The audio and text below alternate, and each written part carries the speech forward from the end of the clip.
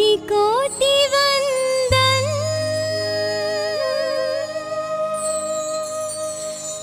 कोटि कोटि वंदन।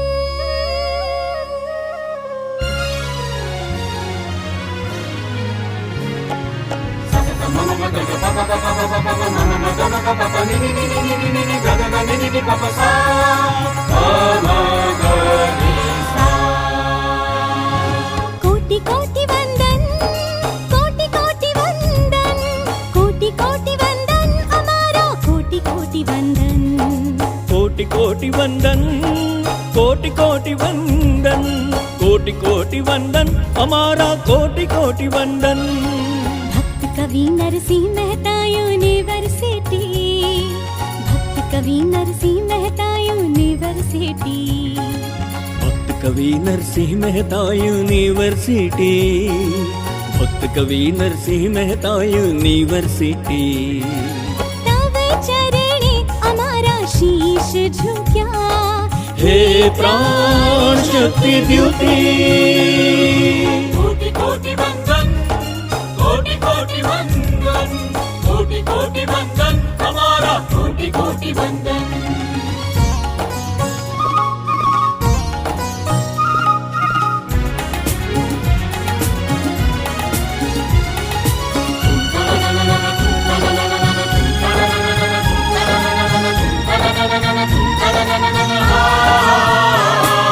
तलेती शिखर लग जाओ, जगमग जीवन ज्योति।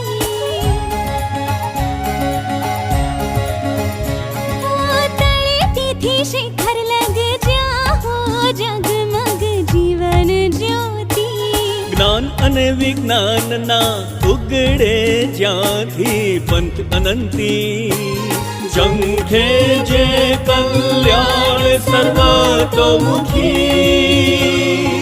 भक्त कवि नरसिंह मेहता यूनिवर्सिटी, भक्त कवि नरसिंह मेहता यूनिवर्सिटी, भक्त कवि नरसिंह मेहता यूनिवर्सिटी, भक्त कवि नरसिंह मेहता यूनिवर्सिटी।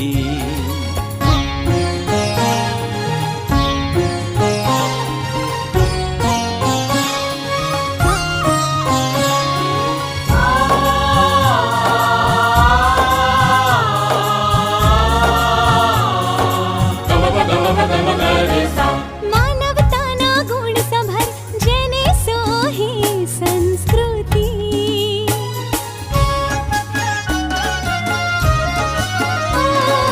मानवताना गुण सभर जेने सोहे संस्कृति।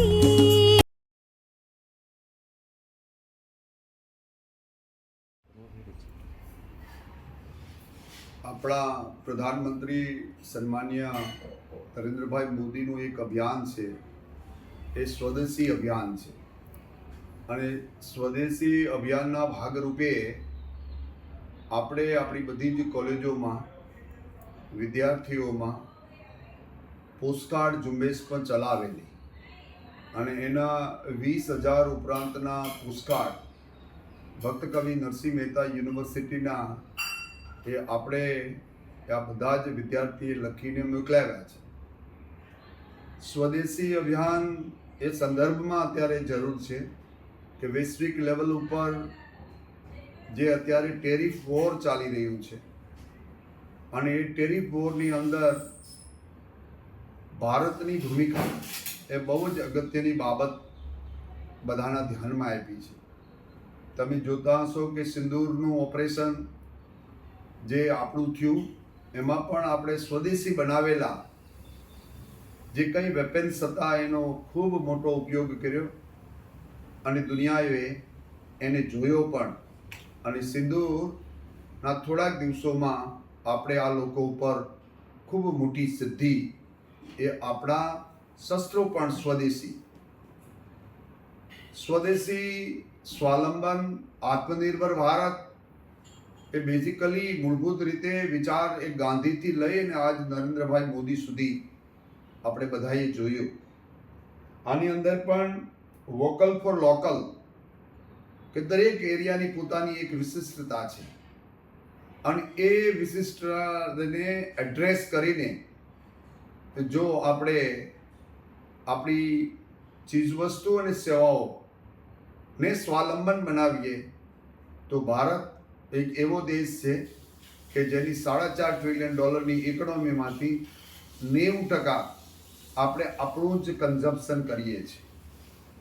વિશ્વના બીજા દેશોની અંદર એ પોતે બીજા વ્યવસાયની અંદર અને ઉત્પાદન ત્યાં ન થતું હોય એવા લોકો છે. એટલે જ્યારે આંતરરાષ્ટ્રીય લેવલ ઉપર ટેરિફ વોર ચાલે ત્યારે જો સ્વાવલંબન આપણે નહીં હોયું અને સ્વદેશી અભિયાન જો આપણે નહીં ચલાવશું, વિદ્યાર્થીઓએ જોવું જ જોઈએ કે જેમ જાપાન એ આખા યુદ્ધ પછી પરાસ્ત થયા પછી એના નાગરિકોએ સ્વદેશી અભિયાન ચલાવ્યું અને દુનિયામાં જ્યાં ગયા ત્યાં પોતાના દેશની વસ્તુ લીધી. એવું સ્વાભિમાન જો ભારતના વિદ્યાર્થી, ભારતની યુવા પેઢી, આ જનરેશન જેન પેઢી આખી આપણી એ સ્વદેશી જો અભિયાન ચલાવશે, પોતાના દેશમાં ઉત્પન્ન થયેલી વસ્તુઓ, એ પછી સોલાર રૂફટોપ હોય, એ પ્રાકૃતિક ખેતી હોય, આ બધા ક્ષેત્રની અંદર ભારત એ વિશ્વને એક માર્ગદર્શન આપે એવું પ્રદાન એ કરી રહ્યા છે. આ સ્વદેશી અભિયાનના ભાગરૂપે આજે બંને મહાનુભાવો આવ્યા છે, એ આપણે માર્ગદર્શન પણ આપવાના છે. યુનિવર્સિટીના કુલસચિવ મયંકભાઈ પણ આપણે સાથે આ વ્યવસ્થામાં જોડાયેલા છે. મારા સૌ વિદ્યાર્થી જે યુનિવર્સિટીના વિદ્યાર્થી છે એને મારી અપીલ એટલી જ છે કે સ્વદેશી અભિયાન એ આપણો આત્મગૌરવ છે. અને આપણા પ્રધાનમંત્રીએ હમણાં જ કીધું છે કે હવે પછીનો જે સમય છે એ સ્વદેશીનો છે, આત્મનિર્ભરનો છે. અને જે દેશ આ નહીં કરી શક્યા હોય એના સામેનો મોટો પડકાર એ આત્મનિર્ભરતા એ દેશની શક્તિ તરીકે સાબિત થઈ શકે એમ છે. જો આપણે નહીં કરી શક્યો તો બાકીના દુશ્મનો તો છે જ, પણ આ સ્વાવલંબન ન હોવાનો દુશ્મન એ સૌથી મોટો દુશ્મન આ ટેરિફ વોરની અંદર થઈ રહ્યો છે. ત્યારે હું મારી આ યુનિવર્સિટીના 1,10,000 વિદ્યાર્થીઓને કહી રહ્યો છું કે જ્યાં સુધી ભારતની વસ્તુ મળે, ભારતની આગવી ઓળખવાળી વસ્તુ મળે, એને આપણે સાથે લઈને એને જ ખરીદવી જોઈએ. અને જે રીતે દુનિયા ભારતને જવાબ આપી રહી છે એ રીતે ભારતના દરેક યુવા પેઢીએ એને જવાબ આપવો પડશે. અને તો જ મને લાગે છે કે આ સ્વાવલંબનનો છે, સ્વદેશી અભિયાનનો જે વિચાર છે એ મને લાગે કે ખૂબ સારી રીતે થશે.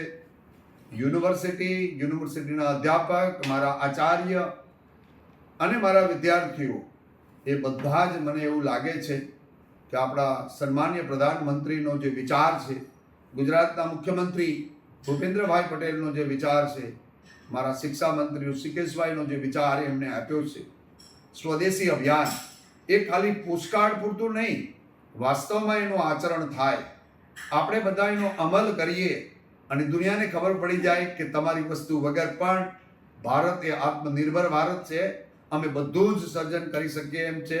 અને દુનિયાની તાકાત પણ એ વિશ્વગુરુ તરીકે ભારત ઊભી કરી શકે એમ છે. તો મારા મિત્રો, આપ સૌને વિનંતી છે કે આજનો કાર્યક્રમમાં નવરાત્રિ અનુષ્ઠાન હોવાને કારણે હું તમને લાઈવ તમારી સમક્ષ હાજર હોવા છતાં પણ બોલી શકતો નથી.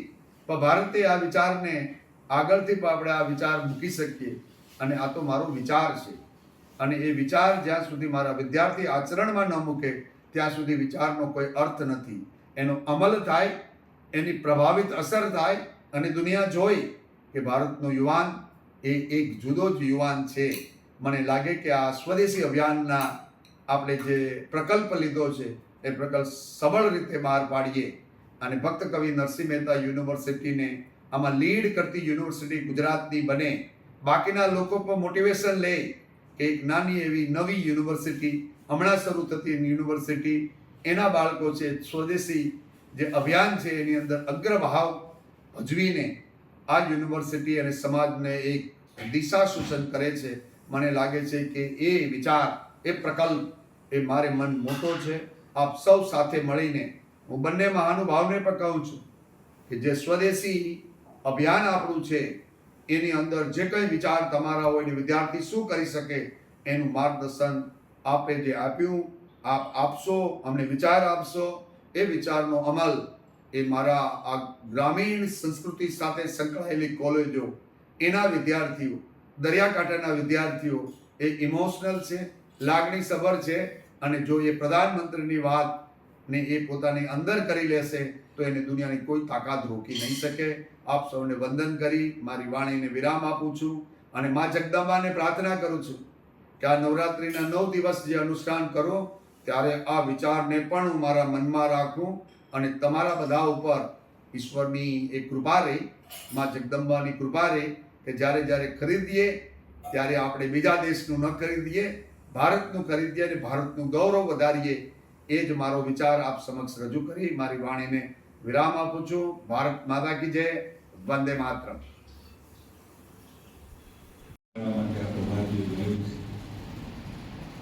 હું માનું છું કે આજે દેશ આત્મનિર્ભર કરવા માટે, દેશના અહીંયા રહેલા ગોવાળીઓને જગાડવા માટેના કાર્યક્રમ નામ સાંભળતા જ પ્રભાત સુધરી જાય છે. એવા ભક્ત કવિ નરસિંહ મહેતા યુનિવર્સિટી એની અંદરના વ્યાખ્યાન મને ગમે એવું ક્રાઉડ એવું કે અમારી પેઢી પછી નવી પેઢી જેમના માટે આ કાર્યક્રમો થઈ રહ્યા છે, જેમના આત્મગૌરવ માટે આ કાર્યક્રમો થઈ રહ્યા છે, જેના ભવિષ્યને સુનિશ્ચિત કરવા માટેના આ કાર્યક્રમો થઈ રહ્યા છે, એવી નવી પેઢી મારી સામે, આ દેશને નવો બનાવવા વાળી નવી પેઢી મારી સામે એમને હૃદયપૂર્વક આવકારું છું. યુનિવર્સિટીના વાઇસ ચાન્સેલર ચૌહાણ સાહેબ, મારો એમની સાથે જૂનો પરિચય છે. હમણાં તેમણે ખૂબ સારું વ્યાખ્યાન આપ્યું. દેશ દાજ એના શબ્દે શબ્દમાંથી ટપકતી એક બેન રાધા આપણા રજિસ્ટ્રાર સોની સાહેબ, સૌ આદરણીય પ્રોફેસરશ્રીઓ, બેનની વાતની અંદર મહત્વની વાત એ હતી કે સ્વદેશીને અપનાવીએ મજબૂરીથી નહીં, મનથી અપનાવીએ.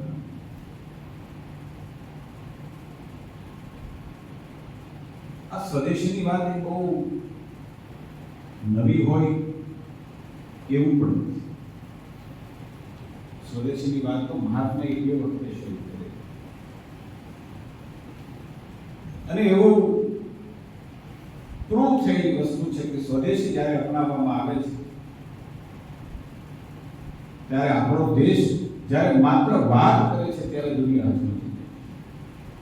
માત્ર વાત કરવાથી જ્યારે અપનાવીએ તો વાત જુદી છે, માત્ર સ્વદેશીની જ્યારે વાત કરીએ ત્યારે દુનિયા હચમચી જાય છે. એ આપણે પૂર્વાર્ધમાં પણ જોયું છે કે જ્યારે મહાત્મા ગાંધીને લોકમાન્ય તિલકે સ્વદેશીની વાત આઝાદ હિન્દુસ્તાનને કરવા માટે વાત કરી ત્યારે અંગ્રેજો હલી ગયા હતા, અહીંથી નીકળી ગયા હતા અને હજી તો અહીંયા શરૂ થઈ છે ત્યાં ક્રાઉડ લગભગ હલી ગયું છે. હું વાત કરવા માટે આવ્યો છું ખરેખર સ્વદેશી એક આત્મનિર્ભર ભારતના સંકલ્પ માટેની વાત. બેને બહુ વાત સારી કરી, મને ગમી. એમણે સાંસ્કૃતિક મૂલ્યોનું જતન કેવી રીતે થઈ શકે, એમાંથી સ્વદેશની સુગંધ કેવી રીતે આપણે લઈ શકીએ, હું માનું છું બહુ સારા શબ્દોમાં એમણે આ વાત કરી. બેન પણ હું માનું છું કે આ યુનિવર્સિટીની વિદ્યાર્થીની છે એટલે એમને વિશેષ અભિનંદન આપું છું કે આવા સંસ્કાર તો ભક્ત કવિ નરસિંહ મહેતા યુનિવર્સિટી માંથી જ મળ્યું.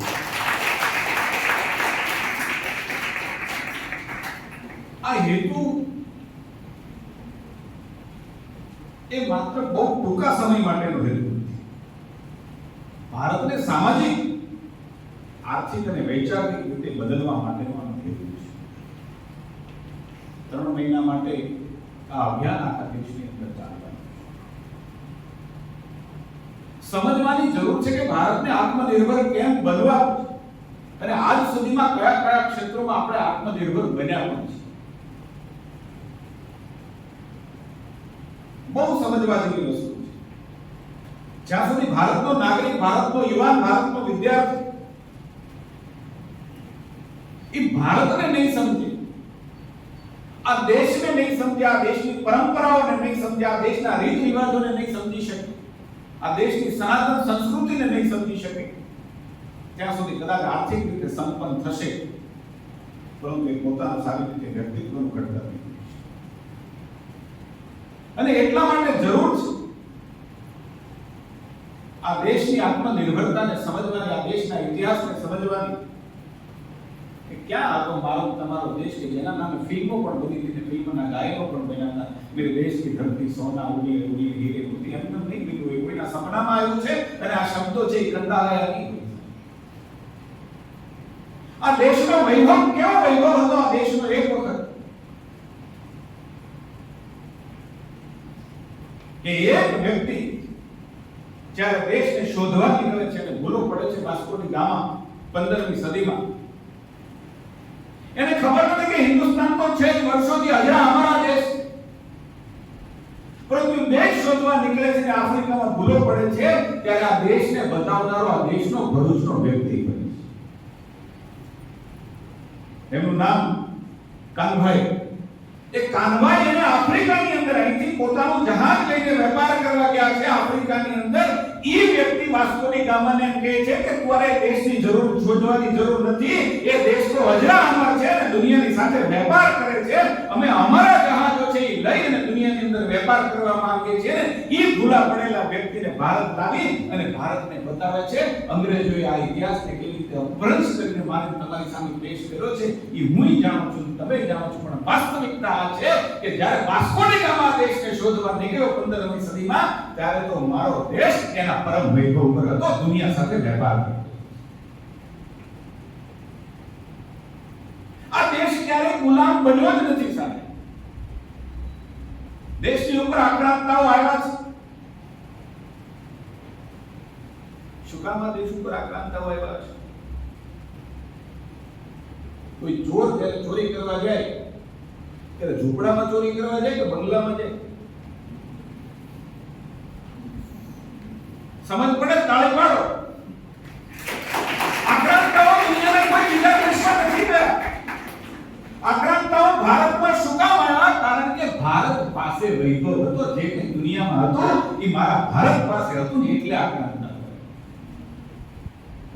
એ દેશને લૂંટવા માટે આવેલા આક્રમતાઓ એને ક્યાં ભારતને કેટલાક અંશે ગુલામ બનાવ્યો, પરંતુ મારો દેશ એ સંપૂર્ણ ગુલામ ન હતો. દેશને લૂંટ્યો પણ મારો દેશ ખૂટ્યો નહીં. મારે ત્યાં સંસ્કાર હતા, સંપત્તિ કદાચ ખૂટી પણ મારા દેશના સંસ્કારો ન ખૂટ્યા. અને એટલા માટે ભલે લૂંટાય પરંતુ એ સંસ્કાર હતા, એ સંસ્કૃતિ, એ સાહસ હતું, એ ધૈર્ય હતું ને એટલે ફરીથી ગુલામીની જંજીરો હતી. પણ લોકો ગુલામ નહોતા બન્યા એટલા માટે લડત કરી છે. અને લડત કરી અને ફરીથી 1947 ની અંદર ભારતને આઝાદી. જે દેશ સંપૂર્ણ ગુલામ થઈ જાય છે એનો નાગરિક ક્યારેય લડત નથી કરી. ભારત ક્યારેય સંપૂર્ણ ગુલામ નથી. ભારતના લોકો મનથી ક્યારેય ગુલામ નથી. એને ક્યારેય મનથી ગુલામી સ્વીકારી નથી. એટલા માટે ફરીથી આજે મારો દેશ છે એ ફરીથી બેઠો છે.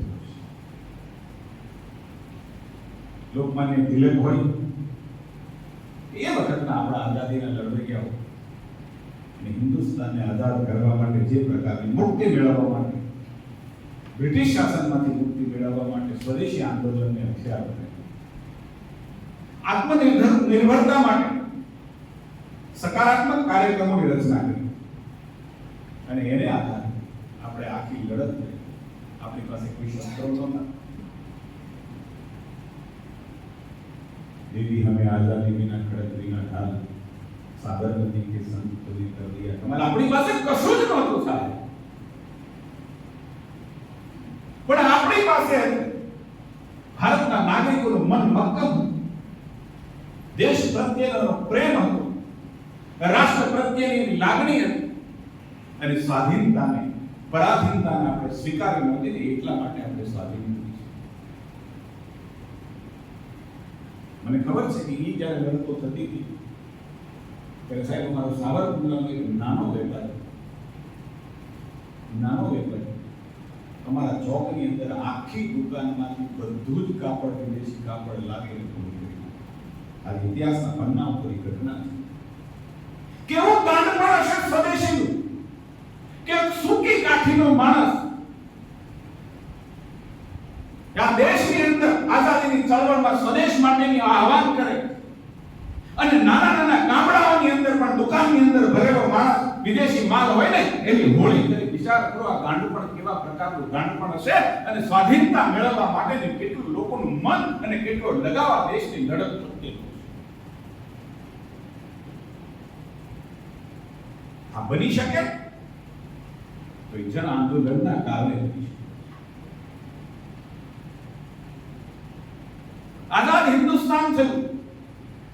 અનેક શહીદો, મને ખ્યાલ છે કે વિષયની અંદર જઈશ તો વિષયનું આપણે ટ્રેક છે ચૂકી જઈશું, પરંતુ મને ખ્યાલ છે કે આઝાદ હિન્દુસ્તાન થયા પછી જે પ્રકારે ભારતના બજારોને ખોલવામાં આપણે જરૂર હશે કદાચ એ વખતે, પરંતુ ભારતને દુનિયાએ બજાર તરીકે જોયું છે, ભારતને દુનિયાએ ઉત્પાદક તરીકે નથી. અને શાસકોએ ભારતને બજાર તરીકે ખોલ્યું છે. અને એટલે ઉત્પાદન કરવાને બદલે વેપારની વૃત્તિ આપણામાં વધારે આવે કે વિદેશમાંથી માલ લાવો અને અહીંયા વેચો. પરિણામ આજે એ આવ્યું કે દુનિયા આપણને દબાવવા લાગી. ટ્રમ્પનો ટેરિફ એ આપણને દબાવવા માટે એટલે શસ્ત્ર મળ્યું કે આપણે દુનિયામાંથી આયાત કરીએ છીએ. એટલા હું કોઈ રાજનીતિમાં જવા નથી માંગતો, પરંતુ દુનિયાને બજાર તરીકે, ભારતને બજાર તરીકે ખોલવાનો વસવસો આજે ભારતના એક એક નાગરિકમાં એટલા માટે છે કે જ્યારે ઓપરેશન સિંદૂર થતું હોય, મારી મા બેન દીકરી છે એની લજ્જા જેને કહી શકાય, એનું સર્વસ્વ જેને કહી શકાય એવું સિંદૂરનું હનન જ્યારે થતું હોય, ધર્મને આધારે જાત પૂછી અને નિર્દોષ લોકોની હત્યા થતી હોય, અને ત્યારે મારું ભારત એ પોતાના આત્મરક્ષા માટે, પોતાની સુરક્ષા માટે જ્યારે કોઈ કાર્યવાહી કરે ત્યારે ટ્રમ્પ જેવા લોકો ટેરિફના નામથી ભારતની આંખની સામે આંખ લાલ કરે ને, એ આ દેશને ક્યારેય ન પોસાઈ શકે ને. એટલા માટે આજે વસવસો છે કે ભારતને બજાર તરીકે કરતા ભારતને ઉત્પાદક તરીકે ડેવલપ કર્યું હોત ને તો આજે સ્થિતિ જુદી. શું નથી આ દેશ પાસે? સૌથી દુનિયાની નો યુવાન દેશ કોઈ કહી શકાય તો એ ભારત છે. સંસાધનોની દ્રષ્ટિએ, કુદરતી સંસાધનોની દ્રષ્ટિએ શું નથી આજે ભારતમાં?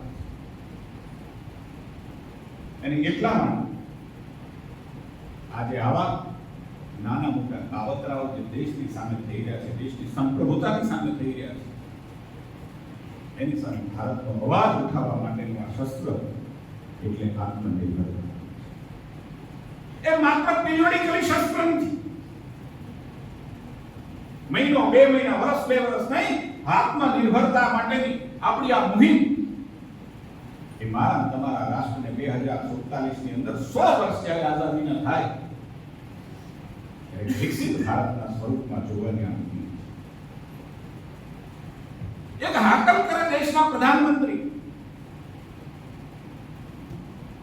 અને દેશ આત્મનિર્ભરતાનો 3 મહિના એનો કાર્યક્રમ ઉપાડી લે. યુનિવર્સિટીઓની અંદર કાર્યક્રમ થાય, વિદ્યાર્થીઓ નાની નાની કોલેજોની અંદર કાર્યક્રમ થાય, બજારની અંદર વેપારીઓ સ્વયંભૂ પોતાના દુકાનની ઉપર સ્ટીકર લગાવે કે મારી દુકાનની અંદર જે માલ વેચાય છે ભારત ઉત્પાદિત માલ છે.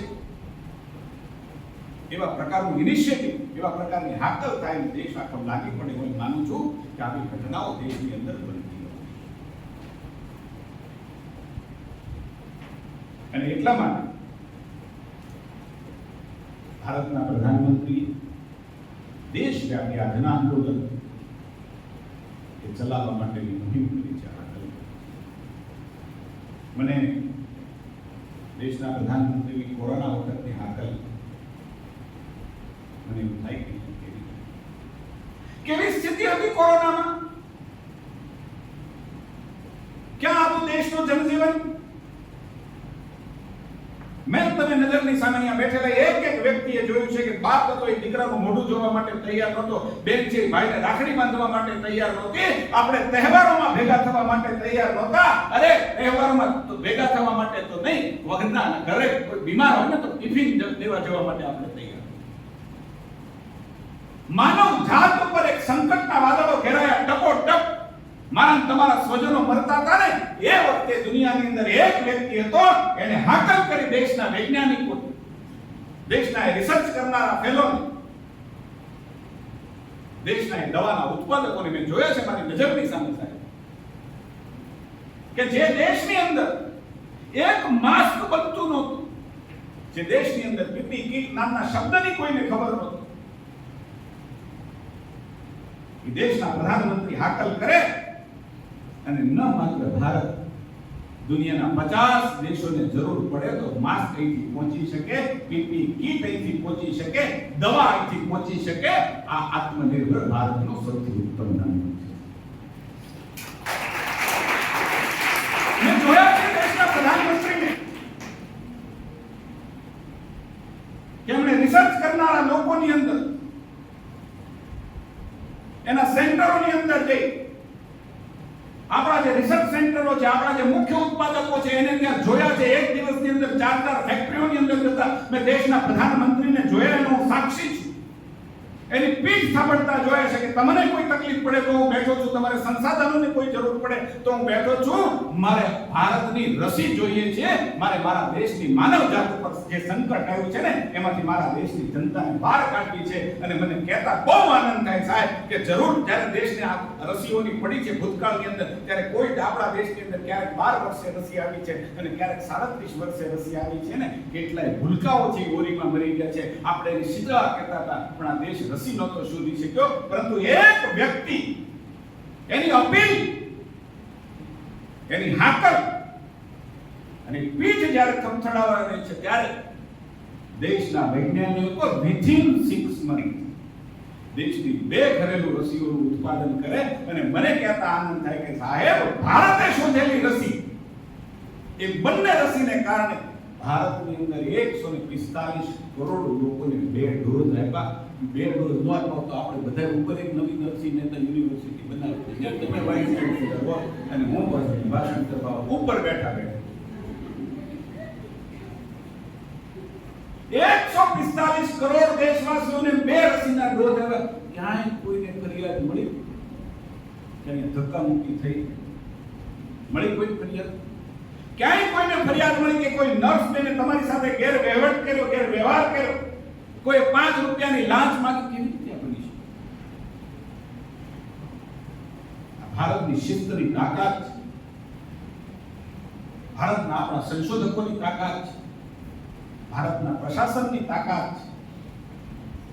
એક વ્યક્તિની અપીલની તાકાત છે. એ વ્યક્તિ અપીલ કરે દેશની અંદર કે જેમને પરવડે છે એવા લોકો, જેમની પાસે પૂરતા સંસાધન છે એવા લોકો ગીવ કરે ગેસની સબસિડી. કરોડો લોકોએ ગેસની સબસિડી ગીવ કરી અને આજે 12 કરોડ કરતા વધારે મારી મામેન દીકરી, મારી માં છે ને, એ ધુમાડા મુક્ત રસોઈનો ચૂલો સાંજે પેટાવતી કરી હોય ને, તો એ આપણા દેશના આ આત્મનિર્ભર ભારતનું સૌથી મોટું ઉદાહરણ છે.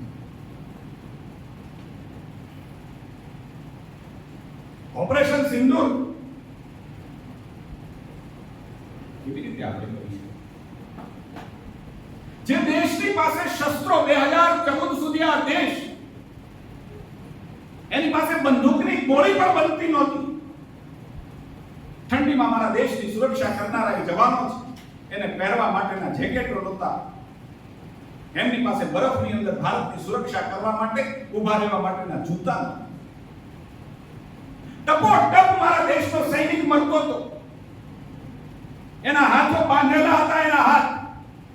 એની પાસે નહોતી ગોળી, નહોતી બંદૂક, નહોતી તોપ, નહોતી મિસાઇલ, નહોતા જેકેટ કે નહોતા શૂઝ. કારણ કે એ બધું વિદેશમાંથી આપણે ત્યાં આવતું હતું ને આપણા સૈનિકને કાંઈ આપવા મળતું નહોતું અને સૈનિકના હાથ એ બાંધેલા હતા. અને મેં તમે દ્રશ્યો જોયા છે બાદ કે મારો સૈનિક જમ્મુ અને કાશ્મીરની અંદર દેશની રક્ષા કરતી હોય ને ત્યાં કેટલાક ટપોરીઓ એની મજાક ઉડાવી અને એને કાંકરા ચાળા કરતા મેં તમે જોયા છે. 2014 પછી દેશ કેવી રીતે આત્મનિર્ભર, જે દેશ બંદૂકથી ની ગોળીથી લઈ અને તમામ વસ્તુઓ વિદેશમાંથી લાવતો હતો. દેશના સૈનિકોના કાંડા બાંધેલા હતા, મજબૂર સૈનિકો ટકોટક મરતા હતા. એ સૈનિકોને આ 10 વર્ષની અંદર 11 વર્ષની અંદર મારા દેશમાં ઉત્પાદિત એને બંદૂક મળી, ગોળી મળી, બખ્તર મળ્યા, જૂતા મળ્યા, સારી તોપ મળી, બ્રહ્મોસ મિસાઇલ મળ્યા અને મારા દેશના સૈનિકના કાંડા ખોલી નાખ્યા. એ સર્જિકલ સ્ટ્રાઇક પણ કરી શકે, એર સ્ટ્રાઇક પણ કરી શકે, ઓપરેશન સિંદૂર પણ કરી શકે અને દુશ્મનોની ધરતીમાં 100 કિલોમીટર જઈ અને દુશ્મનોનો ખાત્મો કરી શકે ને. આ ભારતના આત્મનિર્ભરતાનો ઉદાહરણ. મેં તમે ક્યારેય કલ્પના નહોતી કરી કે દુનિયાના વિકસિત દેશોનું વિજ્ઞાન અને એના એસ્ટ્રોનોટ ચંદ્ર ઉપર પહોંચે, મારું ભારત ક્યારે પહોંચે એની કલ્પના અહીંયા બેઠેલી પેઢીને નહીં હોય, પરંતુ એ કોઈ કરી શકતું હોય તો એ ભારત કરી શકે.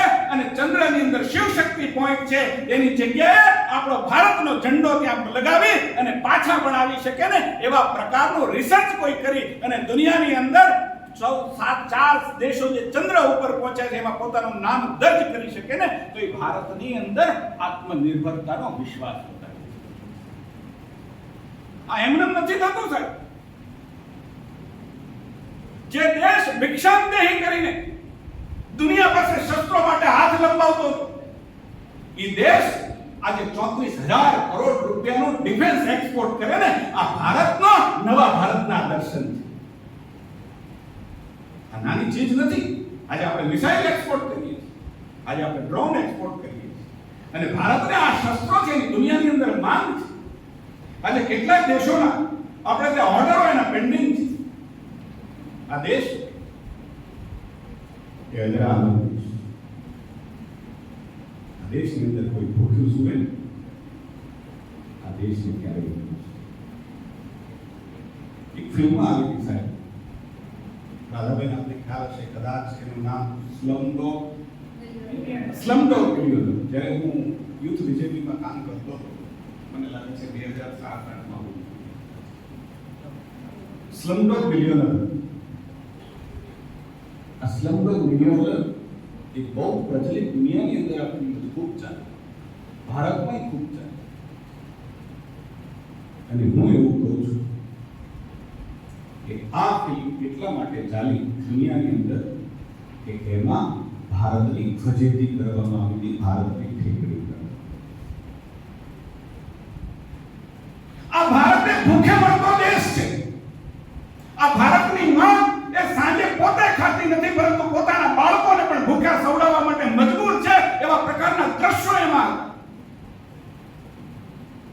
મારા દેશનું આબરૂનું લીલામ કરનારી ફિલ્મ હતી અને કદાચ હું માનું છું કે ઓસ્કાર માટે નોમિનેટ થઈ હતી કે જે દેશની અંદર દુનિયાને ખવડાવી શકે ને એટલું અન્ન હોવા છતાં મારા દેશની અંદર આવા પ્રકારની ફિલ્મ બની. મારું તમારું દુર્ભાગ્ય છે. વિદ્યાર્થી લોકો તમને ખબર નહીં હોય કે આ દેશ ક્યારે આત્મનિર્ભર અનાજની દ્રષ્ટિએ બન્યો. આ દેશ અનાજની દ્રષ્ટિએ આત્મનિર્ભર પહેલા હતો. આઝાદી પછી તરત જ બહારથી લાલ ઘઉં લાવવાની ફેશનમાં અને દુનિયા સાથે સારા સંબંધો જાળવવાની ફેશનમાં આપણે ક્યાંક અનાજની દ્રષ્ટિએ પાછા પડ્યા. દેશની અંદર એક બહાદુર પ્રધાનમંત્રી આવા લાલ બહાદુર શાસ્ત્રી, નામે લાલ બહાદુર હતું, પોતે બહાદુર હતા. એમને જ્યારે ઘઉં આપવાની અમેરિકાએ ના પાડી ત્યારે દેશના એ પ્રધાનમંત્રીએ દેશની અંદર એક સૂત્ર આપ્યું હતું, જય જવાન જય કિસાન. આ દેશનો જવાન છે, મારા દેશની સરહદોની રક્ષા કરે અને આ દેશનો ખેડૂત છે એ અન્ન પકાવે. અને ત્યારે એમણે કીધું હતું અમેરિકાને કે ભિક્ષાંદેહી કરીને અમારે તમારા ઘઉં નથી જોતા, અમારે જરૂર પડશે તો અમે એક આતરિયા જમશું, અમારા લોકો છે એક સમય જમશે આખા દિવસની અંદર, અને એ વખતના હજી કેટલાય આપણા વડવાઓ છે ને આજે પણ એક ટાઈમ જમે છે. એમને ખબર છે કે મારા દેશના પ્રધાનમંત્રીએ કીધું હતું કે અમારે દુનિયાને ભીખ નથી માંગવી, જરૂર પડશે ને તો અમે એક ટાઈમ જમશું, પરંતુ તમારી ભીખ નહીં માંગીએ. અને એ વખતે કરેલી હાકલ જય જવાન જય કિસાન આ દેશના ખેડૂતોએ ઝીલી લીધી. આજે મને કહેતા આનંદ થાય કે મારો દેશ ત્યારથી અનાજની દ્રષ્ટિએ આત્મનિર્ભર છે. આજે દુનિયાના 50 કરતા વધારે દેશોનું પેટ કોઈ ભરતું હોય ને તો એ ભારત ભરે છે ને, એ વાતનું મને તમને ગૌરવ છે. રશિયા અને યુક્રેનના યુદ્ધમાં, યુક્રેન એટલે બહુ મોટું ઘઉંનું નિકાસકાર દેશ ગણી શકાય, પરંતુ યુદ્ધની પરિસ્થિતિની અંદર જ્યારે આજુબાજુના યુરોપિયન કન્ટ્રીઓના નાગરિકોનો જઠરાગ્નિ જ્યારે ઉકળતો હતો ને ત્યારે એમણે કીધું કે અમારા દેશને કોણ અનાજ આપશે, અને ભારત છે ને તો બહુરત્ન વસૂલ. ત્યારે ભારતે કીધું કે દુનિયાની અંદર કોઈ વ્યક્તિ ભૂખા મરે ભારતને ન પોસાય, કારણ કે વસુધૈવ કુટુંબકમ એ તો અમારો જીવન મંત્ર છે, અમારા દેશની સંસ્કૃતિની ધરોહર છે. અને એ યુરોપના દેશો છે એને પહેલી વખત દુનિયાની અંદર આ યુદ્ધની સ્થિતિમાં કોઈ અન્ન પહોંચાડી એના પેટ ભરવાનું માનવતાનું કામ કોઈ કર્યું હોય ને તો એ ભારતે કર્યું છે. કારણ કે વસુધૈવ કુટુંબકમ, વસુધા આખી જે છે એ અમારી માં છે, આખું વિશ્વ છે એ અમારું કુટુંબ છે. માનવ જાત ઉપર સંકટ આવે તો અમે દુનિયાને ઘઉં પણ આપી શકીએ, અનાજ પણ આપી શકીએ, અને ટપોટપ માણસો મરતા હોય ને તો 100 દેશોની અંદર ભારત કોરોનાની વેક્સિન આપી અને માનવતા સામે આવેલા સંકટમાંથી ઉગારી શકે ને, એ મારું તમારું આત્મનિર્ભર ભારત છે. આ ભારતની આત્મનિર્ભરતાને સમજવાની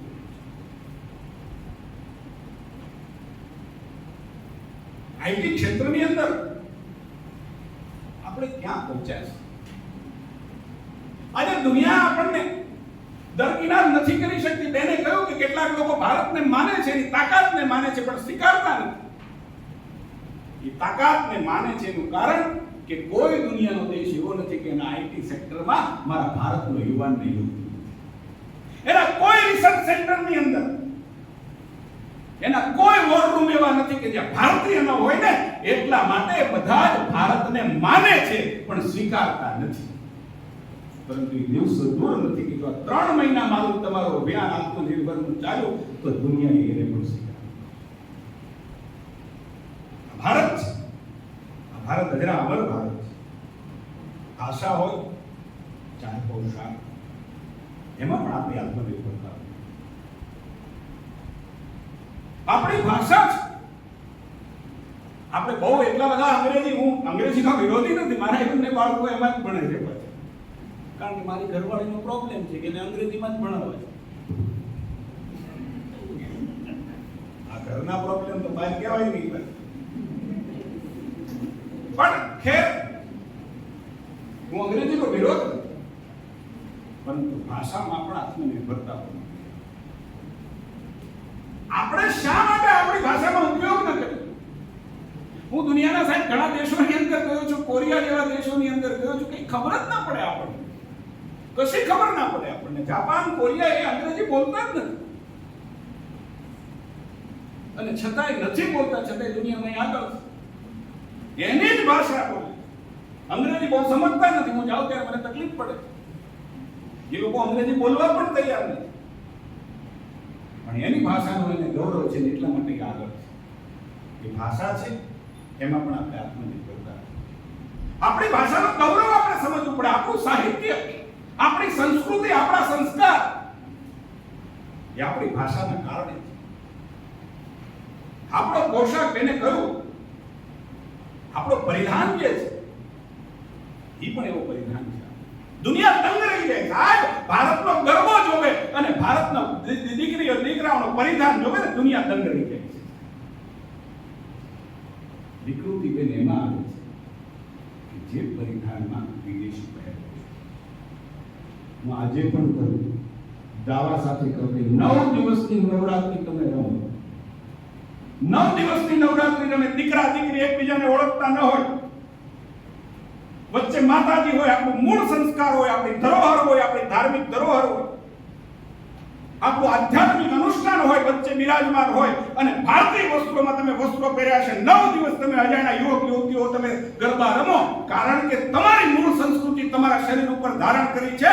સામે માતાજીનો માંડવો છે, તમારામાં વિકાર નહીં આવે. જાઓ, હું કહી દઉં છું, વિકાર નહીં આવે. આ આપણી સંસ્કૃતિનું, આપણા આધ્યાત્મિક જગતનું, આપણા સદગુણોનું પરિણામ છે, આપણા પરિધાનોનો આ વૈભવ છે સાહેબ. દુનિયામાં એની માંગ છે. પરિધાનો જે આપણા છે એમાં પણ આપણે આત્મનિર્ભર છીએ. વેશભૂષાની અંદર પણ આપણે આત્મનિર્ભર છીએ. બધાને લગ્ન કરવાના દેશે આમાં કેવું આપણે માની લઈએ. કોક અટલ બિહારી વાજપેયી જેવું હોય છે કે આપણે નથી આમાં પડવું. એક સિલસિલો ચાલુ થયો છે, ડેસ્ટિનેશન વેડિંગ છે ને, ખ્યાલ છે ને? મેક ઇન ઇન્ડિયા એવો એક બીજો નારો, made in, wed in India. દેશના પ્રધાનમંત્રીએ, મને ખબર છે કે 2 વર્ષ પહેલા આની નોંધ લીધેલી, અને જે લોકો તુર્કીની અંદર, સિંગાપોરની અંદર ડેસ્ટિનેશન બનાવવા જતા હતા, એને કહ્યું કે તમારે ત્યાં જવાની જરૂર નથી, ભારતની અંદર ડેસ્ટિનેશન વેડિંગમાં આવો. અરે અમારા જૂનાગઢના ગીરમાં આવો સાહેબ. દુનિયાની અંદર દ્રશ્યો નથી, દુનિયાની અંદર જે કુદરત નથી, એ અમારે ત્યાં છે ને આજે એ આવે છે. આજે આપણા જે ગીરના, આપણા જે રિસોર્ટ છે, ત્યાં ડેસ્ટિનેશન વેડિંગ માટે ભરપૂર સીઝન ચાલતી હોય છે. હું પણ એનો સાક્ષી છું. પરંતુ કહેવાનો મતલબ મારો એ છે કે બેને બહુ સારો શબ્દ ઉચ્ચારણ કર્યું કે આવી બધી ઇવેન્ટ એની અંદર જે પૈસો દુનિયામાં જે જાય છે એને બદલે આપણો જ પૈસો આપણા ભારતમાં રહે અને આપણા ભારત અર્થતંત્ર એ મજબૂત બને, આપણા જ યુવાનોને એને કારણે રોજી મળે અને ભારતનું ભવિષ્ય છે એ સુનહરે બને, એના માટેના આ બધા પ્રયાસો છે. કારણ કે વિદેશમાં જતો પૈસો પાછો આપણા વિરોધમાં વપરાતો હોય. કપડાનું બહુ હમણાં અમેરિકા ગયો, મેં સાહેબ એના મોલની અંદર જોયું, મેં તમામ બ્રાન્ડો, લગભગ 250 બ્રાન્ડો છે.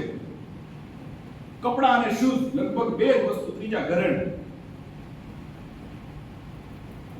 90% વસ્તુ ચાઇનામાં બનેલી, ઇન્ડોનેશિયામાં બનેલી, વેનેઝુએલામાં બનેલી, બાંગ્લાદેશમાં બનેલી, અને ત્યાંના ગટરના ઢાંકણા ત્યાં નથી બનતા, ભારતમાં બનેલા મેં જોયા છે.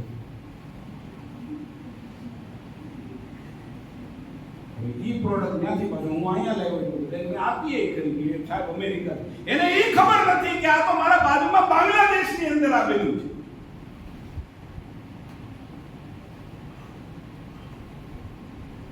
જે દેશ પોતે ઉત્પાદક નથી, પરંતુ માત્ર પોતાને જગતનો જમાદાર હોવાનું કહીને પોતાની બ્રાન્ડ ક્રિએટ કરે છે. મારું તમારું વ્યર્થ ધન ત્યાં જાય છે, મારા તમારા પરસેવાની મહેનત કરેલું નાણું, કાળી મજૂરી કરેલું નાણું ત્યાં જાય છે અને આપણા વિરોધમાં વાપરે છે ને. પીડા આ છે, એટલા માટે આપણે આત્મનિર્ભર ભારત કરવા, આપણી સામે બોમ્બ ફેંકવા માટે, આપણી સામે અણુબોમ્બની ધમકીઓ આપવા માટે, આપણા નિર્દોષ નાગરિકોને મારવા માટે આ નાણાંનો ઉપયોગ થાય, એના કરતા ભારત પોતે આત્મનિર્ભર બને. પોતાના દેશની સામે કોરિયા જાવ, ઘણી વખત મારી ગેમના કારણે જવાનું થાય, એ નાગરિકોના મનમાં એટલું અભિમાન છે. એક નાની દુકાન લઈને બેઠો હોય ને તો આપણને વટ સાથે કહે મેડ ઇન કોરિયા, એ તો આપ લઈ જાય મેડ ઇન કોરિયા. એને અંગ્રેજી બોલતા નથી આવડતું, પણ એટલું બોલતા આવડે છે, ગર્વ રહે છે પોતાની પ્રોડક્ટ ઉપર કે this is made in Korea. આપણે એવો ગર્વ લઈ શકીશું? આપણે લઈએ એના માટે આપણે આપણી પ્રોડક્ટો જે બનાવીએ અને ક્વોલિટી પ્રોડક્ટ બનાવીએ, આપણે ગર્વ સાથે કહીએ કે આ તો ભારતમાં બનેલી ચીજ છે, તમે લઈ જાઓ, તમે વાપરો, તમને સંતોષ થશે. એ સમય છે, એ લાવવા માટે આ અભિયાન છે. અને એના માટે સમય થઈ ગયો લાગે બેનો જોવા પડે ને, ઘડિયાળ પીરિયડ હશે કે નવા તાસ લેવાના હશે. એટલે પણ હું તો બહુ જાજુ મને પાર્ટી સરકારમાંથી બહુ જ આટલું બધું નહીં લો, પણ કહેવાનો મારો મતલબ એ છે કે યુવાનોએ આના માટે તૈયાર આત્મગૌરવ સાથે બેને કીધું ને, મજબૂરીથી નહીં મનથી ભારતની સાથે જોડાવવું પડશે. ભારતમાં બનેલી વસ્તુ કે જેમાં ભારતની માટીની સુગંધ હોય, મારા અને તમારા ભાઈઓ જે રાત દિવસ કામ કરે છે એના પરસેવાની એમાં સુગંધ હોય, એ વસ્તુને વાપરવા માટે આપણે શીખવું પડશે. અને હું એમ માનું છું કે એ જ વસ્તુ તમારું ભવિષ્ય બનાવશે.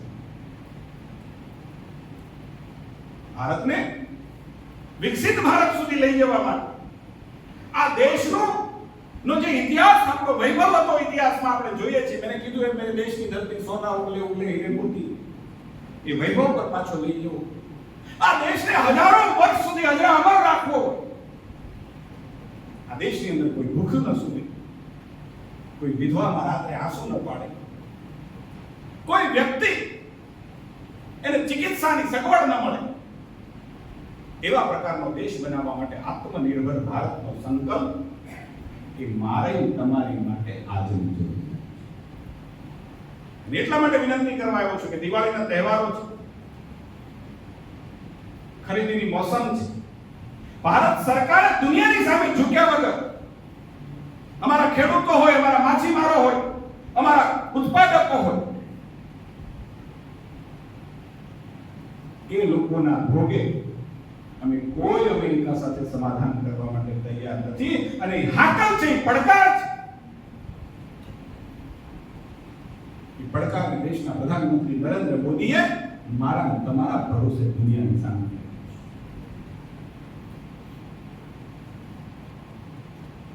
અને એ પડકારને પહોંચી વળવા માટે એને ભરોસો છે કે મારા દેશનું જનરેશન જે છે, જનરેશન ડિજિટલ ઇન્ડિયાના માધ્યમથી, મેક ઇન ઇન્ડિયાના માધ્યમથી આ દેશને ફરી એક વખત ઊંચાઈ અપાવે એવો એને ભરોસો છે. એટલા માટે આપણે આ તહેવારોની અંદર જે પણ કંઈ ખરીદી કરીએ એ ખરીદી એવી દુકાનોમાંથી કરીએ, એવી વસ્તુની કરીએ કે જેની અંદર ભારતના આપણા કારીગરો છે એના પરસેવાની સુગંધ આવે, એની અંદર ભારતની માટીની મહેક. એ આદત પાડીશું તો હું એમ માનું છું કે આ ભારત એ બહુ જ ઝડપથી આપણે એડવાન્સ ચાલીએ છીએ ને સાહેબ. આપણે ભારત દેશ જે 10 વર્ષ 15 વર્ષના ટાર્ગેટો છે એમાં એડવાન્સ ચાલે છે. આજે સ્ટાર્ટઅપમાં આપણે ત્રીજા નંબરે છીએ. આપણે એનું સ્વપ્ન 2030 ની અંદર છે, તો આપણે આજે વર્લ્ડની અંદર ત્રીજા નંબરે સ્ટાર્ટઅપ છે. 2014માં સ્ટાર્ટઅપ શબ્દની કોઈ ખબર નથી, માત્ર 103 સ્ટાર્ટઅપ હતા. આજે 2.5 લાખ સ્ટાર્ટઅપ તમારા જેવા જવાનિયાઓ છે ને સ્ટાર્ટઅપ છે. કાલે એક બહુ સારો કાર્યક્રમ દેશના યશસ્વી ગૃહમંત્રી અમિતભાઈના લીધા નીચે અમદાવાદમાં, તો મને આનંદ થાય કાર્યક્રમને જોતો. તમારા જેવા બધા લોકો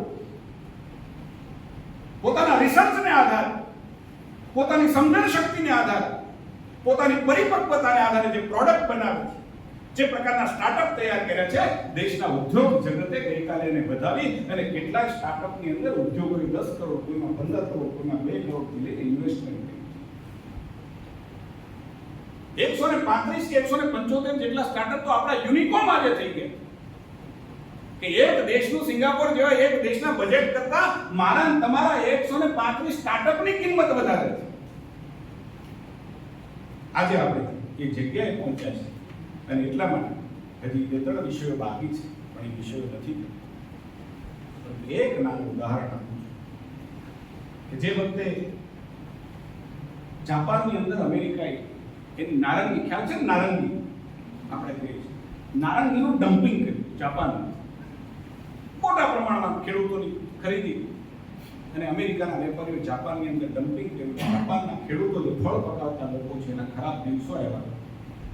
જાપાનની નારંગી નાની છે, અમેરિકાની નારંગી મોટી છે. નાની નારંગી હોય તેની અંદર જ્યુસ ઓછો હોય, મોટી નારંગીમાં વધારે. એટલે આમ તમે જુઓ તો આપણું મન છે એમાં વિચલિત થઈ શકે, પરંતુ જાપાન એવો દેશ છે કે એને જાપાનની અંદર ડમ્પ થયું હોવા છતાં એના ઉપયોગ ઉપર પ્રતિબંધ લાગ્યો. એક મુહિમ ચાલી કે અમારા લોકો જાપાનીઝ એ અમેરિકાની નારંગી નહીં ખાય, અમારી નાની છે પણ એ સોનાની છે એમ માનીને એનો બહિષ્કાર કર્યો હતો. અને આ સ્થિતિ એટલા માટે કહું છું કે આ બધી રૂપાળી ચીજો બહારથી આવતી હોય, પરંતુ ભારતની છે એ જ અસલ સોનું છે એવું મારે તમારે માનવું. આપણા ઘણા બધા ઉત્પાદનો અમેરિકા પોતે છે એને પણ ક્યુબાથી ખાંડ લાવતા હતા, એ પણ બંધ કરી. જો અમેરિકા પોતે એવું કરતું હોય તો આપણે ન કરી શકીએ. ક્યુબાથી એને ખાંડની આયાત બંધ કરી. અને બ્રિટનની રાણીને ઈચ્છા થાય છે કે મારે જર્મનીની ગાડી લેવી છે અને બ્રિટનની અંદર લોક જુવાળ ફાટે છે. એક ગાડી બ્રિટનની રાણીને જર્મની ગાડી લેવી છે, એની સામે લોક જુવાળ એવું કહે છે કે બ્રિટનની રાણીથી વિદેશી ગાડી ન લે. રાણીની વાત કરું છું, જે રાજવી પરિવાર અને રાજા કરતા રાણીનું ઉદાહરણ. બધાના ઘરે આવું જ હોય સાહેબ, તમારે અહીંયા મારે અહીંયા આવું જ હોય. પણ એ રાણીને લેવી હતી ગાડી, છતાં પણ બ્રિટનની જનતાએ કીધું કે વિદેશી ગાડી નહીં લઈ શકાય અને ન લીધી શકાય. આ ઉદાહરણો, હજી ઘણા ઉદાહરણો છે. આવા ઉદાહરણો દેશની અંદર જનજાગરણ ચલાવવા માટે, જનજાગરણને જગાવવા માટે, જનતાને જગાડવા માટે અને ઘરે ઘરે સ્વદેશીનો નારો છે એ પહોંચાડવા માટે તમામ યુનિવર્સિટી અને એના વિદ્યાર્થીઓ એ બહુ મોટો ભાગ લીધો છે. આ દેશના વિદ્યાર્થીઓ એક નવી ક્રાંતિ લાવી શકે એટલા સક્ષમ છે. અને આ જનરેશન જે ક્રાંતિ લાવી શકે એ દુનિયાની અંદર બીજી કોઈ ન લાવી શકે. નેપાળનો દાખલો તમારી સામે છે. આપણે એ ક્રાંતિ નથી લાવી, કારણ કે એમના પણ રોલ મોડેલ છે. જેના પણ રોલ મોડેલ કોઈ હોય તો એ નરેન્દ્ર મોદી છે અને આપણે સ્વયં પોતે છે. એટલે આપણે જનજાગૃતિ લાવવી છે. એ આ જનજાગૃતિ લાવવી છે કે દેશ માટે, દેશના ભવિષ્ય માટે, દેશની યુવા પેઢી છે એની કેરિયર માટે સ્વદેશીનો નારો ઘરે ઘરે ગુંજતો કરવો. અને માત્ર નારો ગુંજતો કરવો નહીં, મારી તમારી ફરજ એ છે કે એનું આપણે પણ પાલન કરીએ. એ વાત કરવા માટે આવ્યો છું, એ વિનંતી કરવા માટે આવ્યો છું. હું યુનિવર્સિટીના ચાન્સેલર, રજિસ્ટ્રાર બંનેનો આભાર માનું છું, આપ સૌનો આભાર માનું છું કે તમે 30-40 મિનિટ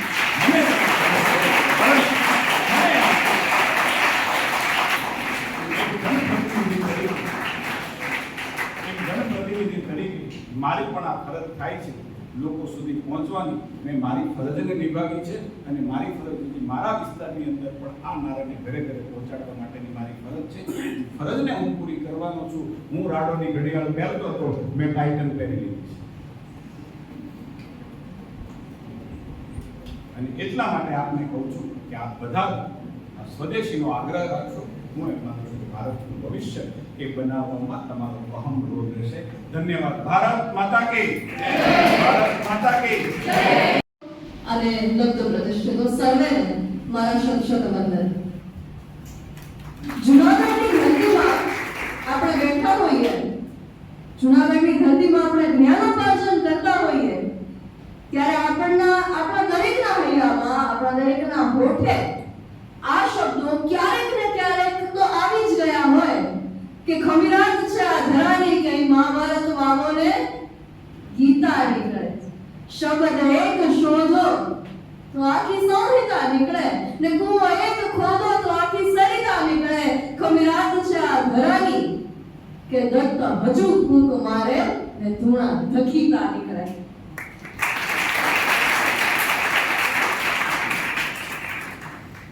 આપણે આજે આવી જ એક ફૂંક મારવા માટે એકત્રિત થયા છીએ. શેના ઉપર રાખ જામી ગઈ છે? આપણા પોતાના દેશની વાતો, ઉપજો, સંસ્કૃતિ, આ બધા ઉપર થોડી થોડી રાખ લાગી ગઈ છે ને, એને આપણે મુખડાની ફૂંકે ઉડાડવી છે તો આપણને સમજાશે કે આપણો ગૌરવવંતો વારસો કયો છે.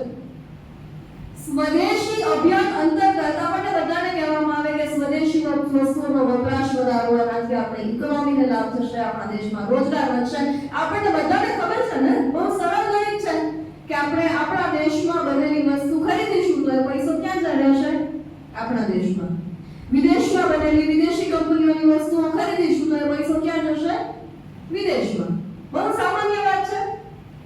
આ સમજાવવા માટે આપણે જો ઉપક્રમો કરવા પડતા હોય તો આપણે એના મૂળ સુધી ઉતરવું પડે કે શા માટે આજના સમયમાં એવી માંગ ઊભી થઈ છે કે આપણે આપણી જાતને ઢંઢોળવી પડે છે. આપણી જાતને કેટલાક પાયાના પ્રશ્નો પૂછવા પડે છે. એટલે મારે આજે વાત કરવી છે આ પાયાના પ્રશ્નની. આપણને જો આપણી સંસ્કૃતિ પ્રત્યે, સ્વદેશ અને સ્વદેશી ચીજો પ્રત્યે અંદરથી પ્રેમ હોય, એના માટે અંદરથી લગાવ હોય, પ્રકાશ હોય, તો આપણને બહારથી કોઈને નહીં જવું પડે કે સ્વદેશી બાબતો અપનાવો.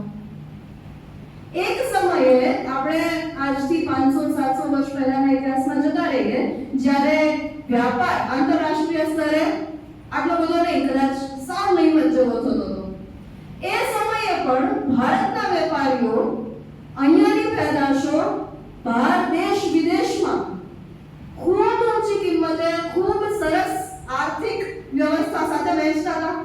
એના જ કારણે વિદેશીઓ આકર્ષાઈને અહીંયા સુધી આવ્યા. હિસ્ટ્રી આપણે બધા ભણ્યા છીએ, 5, 6, 7માં ઇતિહાસ આપણે બધા ભણ્યા છીએ.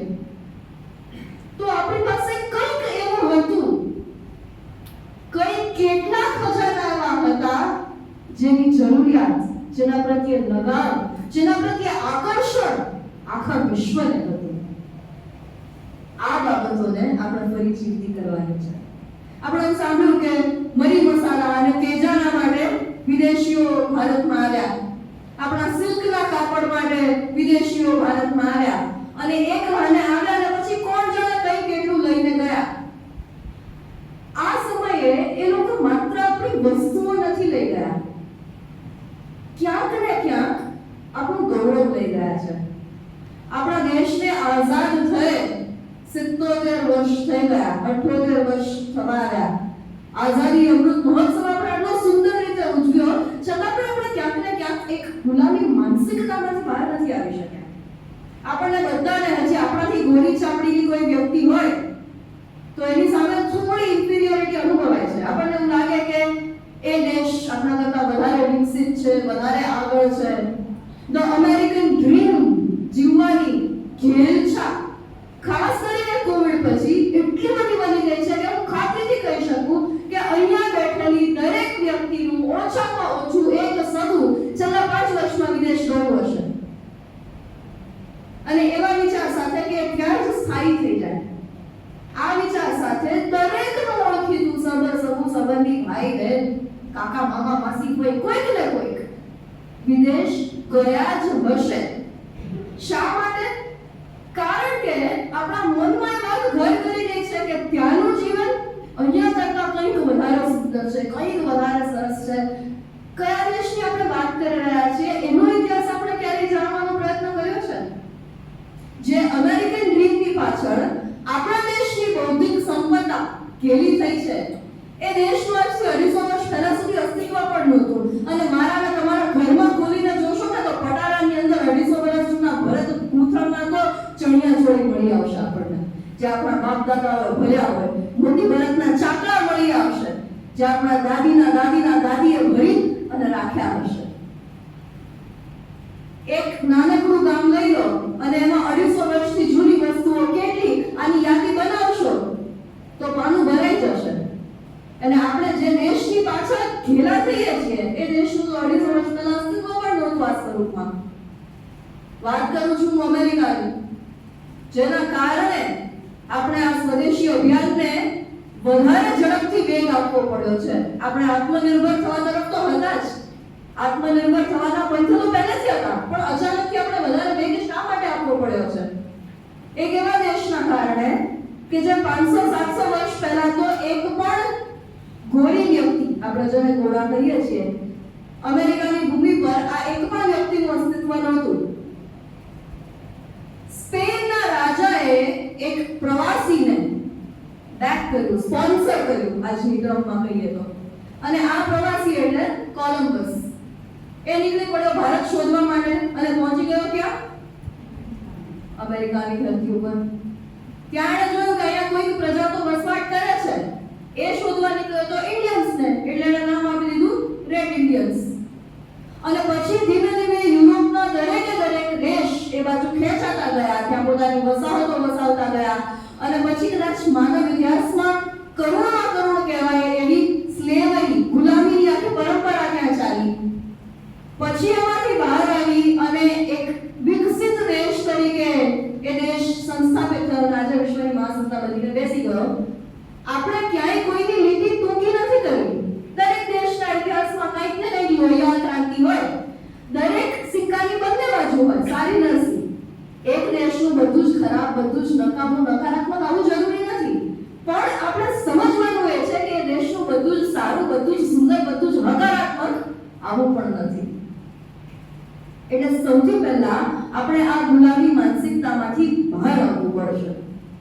અને બહાર આવવા માટે આપણે વાત કરવી પડશે આપણા સાંસ્કૃતિક વારસાની. જ્યારે આપણે સ્વદેશી ચીજોને અપનાવવાની શરૂઆત કરીએ તો કઈ કઈ બાબતોમાં? આપણે સવારે ઉઠી અને સૌથી પહેલા શું કરીએ? બ્રશ. ત્યાંથી લઈ અને રાતના સુવા સુધી આપણે જે નાઇટ ડ્રેસ પહેરીએ, આ દરેક વસ્તુઓના આપણી પાસે સ્વદેશી ઓપ્શન્સ અવેલેબલ છે. અને હવે તો બહુ સ્માર્ટ જનરેશન થઈ ગઈ છે ને.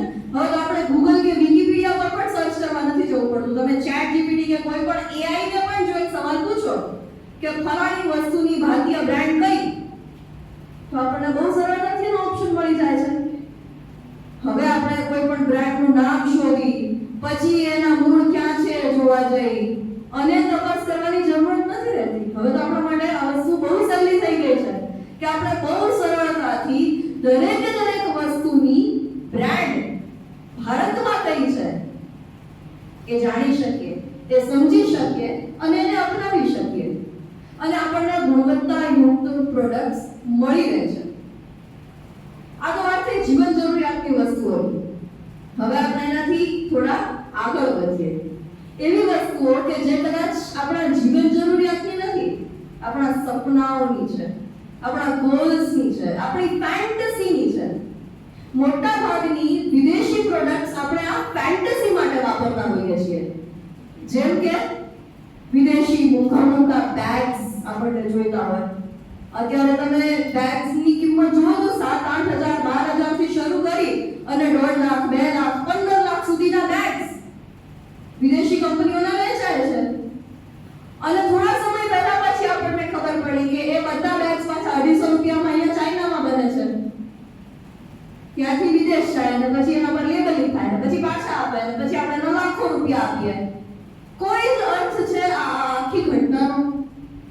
આ માત્ર ને માત્ર માણસોએ ઊભી કરેલી એક માનસિકતા છે, એક સાયકોલોજીકલ કન્ડિશનિંગ છે કે આ મોંઘી બ્રાન્ડની વસ્તુ આપણે વાપરીએ તો આપણે બહુ સારા કહેવાઈએ, આપણે બહુ સભ્ય કહેવાઈએ, આપણે સમાજના ઉપરના સ્તરના માણસો કહેવાઈએ. હું તો કહું છું કે ઇકોનોમી તો જ ચાલે જો જેની પાસે પૈસા છે એ વાપરવા જોઈએ. પૈસા વાપરવામાં મનાઈ નથી.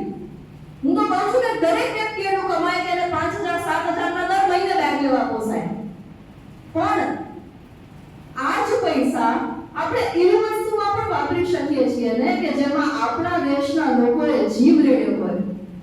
હું તમને કહું કે કચ્છમાં કોણ જાણે કેટલીય બહેનો દીકરી હજી પુખ્ત વયની ન થઈ હોય, દીકરીના હજી માસિક શરૂ ન થયા હોય, એ પહેલાથી એ દીકરી ભરત ગૂંથણ કરવા બેઠી હોય, એની ચોથી પેઢી આવી જાય ત્યાં સુધી આખી જિંદગી એક સ્ત્રી ભરત ગૂંથણની કલામાં પોતાનું જીવન વ્યતીત કરે અને એટલા સુંદર અદ્ભુત નમૂનાઓ બનાવે કલાના. એમાં વાપરો પૈસા? ત્યાં એમની કલાનું મૂલ્ય છે. આપણે માત્ર ને માત્ર એક લેબલ માટે પૈસા નથી આપતા, ત્યાં આપણે કોઈના સમય માટે પૈસા આપીએ છીએ. હાથ ભરતનો ગૂંથેલો એક ચણિયો હોય જે આખો ફૂલ ભરતનો ભરવામાં કોઈ બાએ પોતાના 1.5 મહિના કાઢ્યા છે, તો 1.5 મહિનાની કિંમત એમને આપીએ ને, એમાં ના જ નથી. અને આપણી પાસેની કોણ જાણે કેટલીય કળાઓ હશે, ભારતના ખૂણે ખૂણે કોણ જાણે કેટલાય કારીગરો પેઢીથી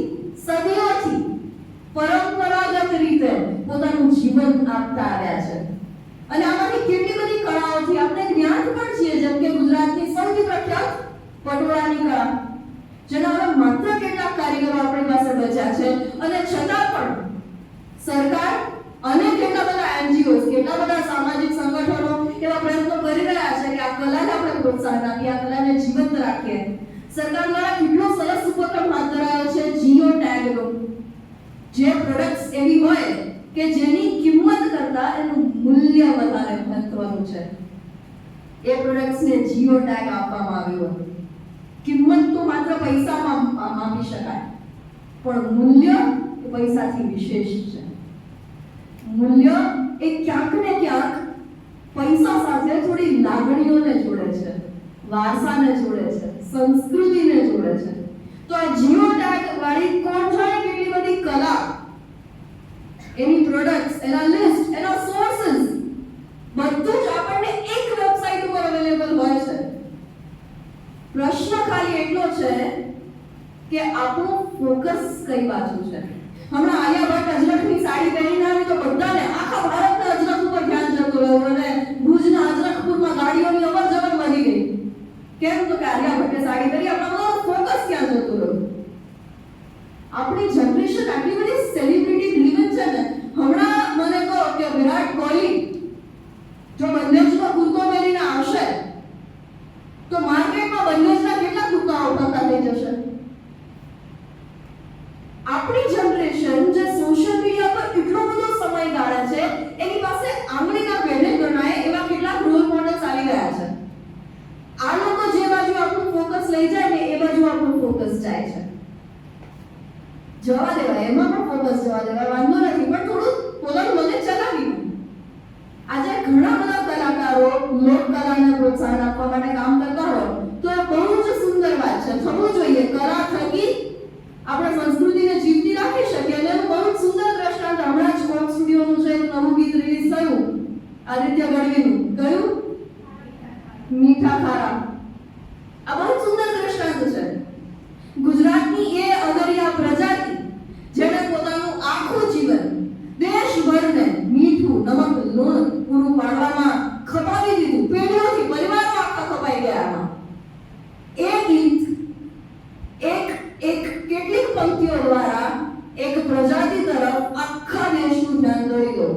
અહીંયા કલા થકી સંસ્કૃતિ જીવે છે. અહીંયા કલા થકી અર્થવ્યવસ્થાનો એક ભાગ, અર્થવ્યવસ્થાના કેટલાક ખૂબ મહત્વના પાયાના પણ હાંસિયામાં ધકેલાઈ ગયેલા લોકો પાછા મેઇન સ્ટ્રીમમાં આવે છે. એટલે આ કલા થકી પણ જે બાબતો તરફ ધ્યાન દોરાતું હોય એ તરફ આપણું ધ્યાન જવું જોઈએ. પણ એની સામે દેશના એક જાગૃત નાગરિક તરીકે નવા ચીલા ચીતરવા એ પણ આપણી જવાબદારી છે. આપણને બધાને ટ્રેન્ડ્સ ફોલો કરવા બહુ ગમે છે. હું કહું છું કે હવે સમય આવી ગયો છે કે આપણે ટ્રેન્ડ્સ બનાવીએ. ટ્રેન્ડ્સ ફોલો બહુ કરી લીધા અને મને લાગે છે કે આ જનરેશન માટે સૌથી કૂલ, સૌથી ટ્રેન્ડી વસ્તુ એ હશે જો આપણે આપણા મૂળ સાથે જોડાઈ શકીએ. અને મજબૂરીથી જોડાવાની વાત નથી કે આપણા દેશને વિચારવાની જરૂર છે. દેશ વિચારવા નથી. હું ને તમે નહોતા કે પહેલાથી ભારત સોનાની ચીડિયા હતું અને પછી એ રહેશે. આપણે આ દેશ થકી છીએ. ભલે દેશ આપણા થકી હોય પણ આપણે દેશનો ખૂબ નાનો ભાગ છીએ અને માટે આ દેશની મજબૂરીના કારણે આપણે સ્વદેશી નથી અપનાવવું. આપણે સ્વદેશી અપનાવવું છે આ દેશના નાગરિક હોવાના ગૌરવ સાથે. આ દેશ, આ સંસ્કૃતિની એક સુંદર બાબત એ રહી છે કે આપણા માટે બધું જ એક કળા છે. રાંધણ કળા. વિદેશમાં cooking is a survival skill. જીવન જીવવા માટેનું બેઝિક પાયાનું કૌશલ્ય છે કે રાંધતા આવડતું હશે તો તમે કંઈ ખાઈ બી શકશો બનાવીને. ત્યાં સર્વાઇવલ સ્કિલ છે. આપણે ત્યાં પહેલેથી એ રાંધણ કળા છે. આપણને દરેક વસ્તુમાં કલા પ્રેમ દેખાય છે અને કોઈ પણ બાબત, કોઈ પણ કામ જ્યારે કલા બને ને ત્યારે એમાં હૃદય ઉમેરાય, એમાં સહૃદયતા ઉમેરાય. અને કોઈ પણ વસ્તુ જ્યારે દિલથી બની હોય ત્યારે મસ્ત જોવાની ને. દિલથી આપણે કોઈ પ્રોજેક્ટ પર કામ કર્યું હોય, દિલથી કોઈ એક્ઝામની તૈયારી કરી હોય, દિલથી કંઈક ગોલ માટે આપણે મહેનત કરતા હોઈએ તો એ વસ્તુ મસ્ત જ હોય. પ્રશ્ન જ નથી. તો આ દેશે તો આપણને એ શીખવાડ્યું છે કે કોઈ પણ નાનામાં નાનું કામ હોય એને કળા સમજીને કરીએ તો ત્યાં આપણો કર્મયોગ સિદ્ધ છે. ત્યાં આપણી ભગવદ ગીતા જીવાઈ ગઈ. શ્રીમદ ભગવદ ગીતા આપણને એટલું જ કહે છે કે કર્મમાં કુશળતા એ યોગ છે. યોગઃ કર્મસુ કૌશલમ. તો કૌશલ્યને વધારનારો આદેશ છે. માનવ સંસ્કૃતિનો સૌથી પહેલો દસ્તાવેજ એટલે ઋગ્વેદ. આ વિધાન આપણા પાઠ્યપુસ્તકમાં 10મા ધોરણમાં લખાયેલું હતું. માત્ર ભારતનો પ્રાચીનતમ ગ્રંથ નહીં, માનવ સંસ્કૃતિનો સૌથી પ્રાચીનતમ ગ્રંથ એ ઋગ્વેદ. અને એનો સમયગાળો તમે જુઓ તો તમને ઈસવીસન પૂર્વે 10,000 થી 7,000 વર્ષ વચ્ચેનો મળે. તમે ટાઈમલાઈનને થોડા પર્સપેક્ટિવમાં વિચારીને મૂકી જુઓ કે 3,000 વર્ષના ગાળામાં આપણને એક ગ્રંથ મળ્યો છે. આપણે હજી ઈસવીસન 2025માં છીએ. આનાથી પણ લાંબો ગાળો એક ગ્રંથના નિર્માણ પાછળ આ સંસ્કૃતિએ આપેલો છે. એવા આપણી પાસે 4 વેદ થયા હોય, પછી એ વેદની શાખાઓ તરીકે આપણને વેદાંત મળ્યા હોય, પછી એના પર મનોમંથન થયું હોય, આપણને બ્રાહ્મણ ગ્રંથો, આરણ્યકો, ઉપનિષદો, અને એ પણ બધું અઘરું લાગતું હોય તો સરળ અને સહજ દોહન તરીકે ભગવદ ગીતા જેવા ગ્રંથો મળ્યા હોય. આ દેશે કેટલું સમુદ્ર મંથન કરેલું હશે ત્યારે જઈને એમાંથી આવા અમૃત નીકળ્યા છે. આ દેશની સંસ્કૃતિને અપનાવવાની વાત આપણે કરી રહ્યા છીએ. આમાં વાત ક્યાંય મજબૂરીથી, ક્યાંય ફોર્સફુલી, ક્યાંય કાયદા અને નિયમો લાગુ પાડીને સ્વદેશી તરફ વાળવાની આવતી જ નથી. આપણને પોતાના અંદરથી એ સ્વાભિમાન હોવું જોઈએ, એ દેશાભિમાન હોવું જોઈએ કે હું જે માટીમાં જન્મ્યો છું એ માટીએ વિશ્વને કંઈક એટલું આપ્યું છે.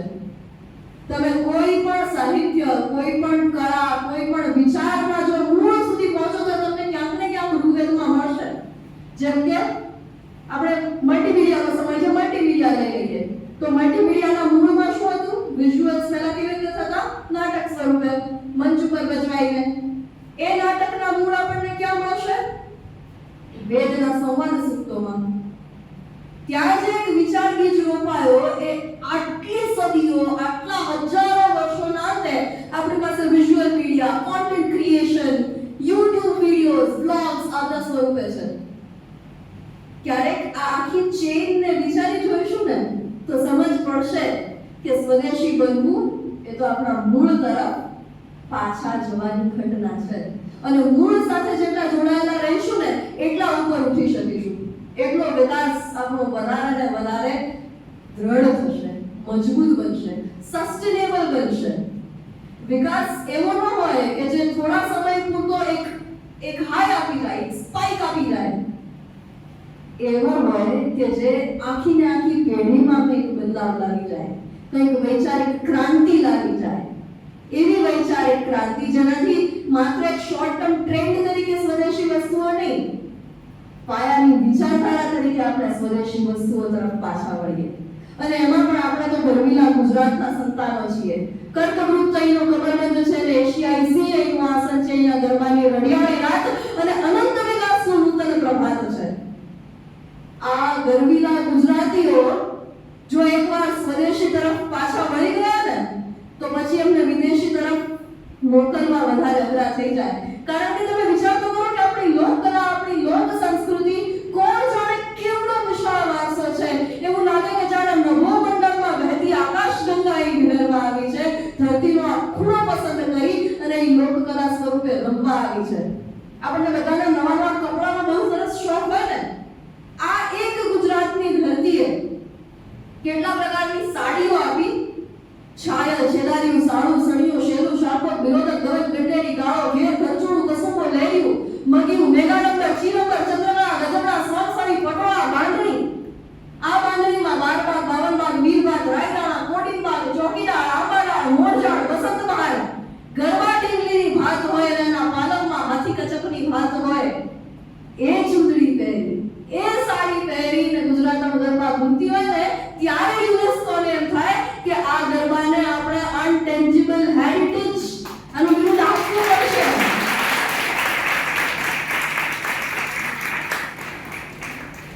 આપવું પડે. આને અનટેન્જિબલ હેરિટેજ માત્ર ગુજરાતનો નહીં વિશ્વનો કર્યો છે. આપણો ગરબો એ વિશ્વનો હેરિટેજ છે. અને આ ફેક્ટ તરીકે, તથ્ય તરીકે આપણને બધાને ખબર છે, કારણ કે આપણે WhatsApp ફોરવર્ડ્સ તો દરવાજા ફોરવર્ડ કરીએ છીએ આવા બધા. દર દિવાળીએ આપણી પાસે એક નાસાની ઇમેજ હોય કે દિવાળીમાં ભારત આવું દેખાય છે, ઝગામગા થતું.